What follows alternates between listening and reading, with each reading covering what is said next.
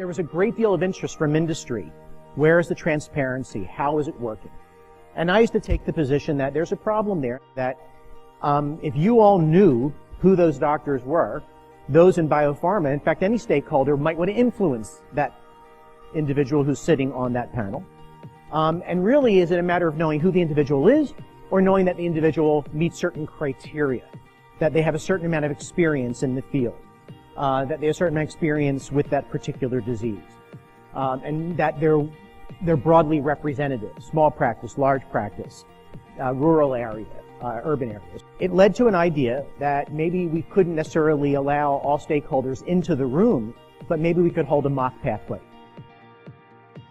Trying to reach consensus could be even more challenging than you would expect. I think with all pathway programs that I've moderated, it's this challenge of evidence versus experience. So the role of behavioral economics and how we make decisions impacts us in almost everything in life, and the experiences that we have become critical. I think it's important because myself, I'm kind of new in this oncology practice. Having the opportunity to be next to physicians that are more seasoned, having working with this disease for many more years is always positive. Always learning from how they go to the usual schedules and the regimens is more than helpful. I believe that I can bring a little more of the modernity, if you want to call it, or new approaches that are coming, but trying to mix experience with knowledge is always a tough combination, you know. And so we heard time and again kind of observations from the physicians and challenging them with the evidence and having to make decisions based on that.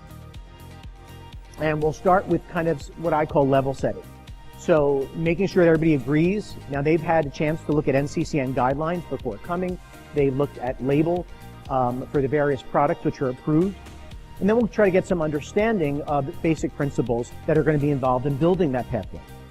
We were able to identify the efficacy, the toxicity, and the cost, and using a combination of these three parameters, we were able to select and agree on the most effective, least toxic, and most cost-effective treatment.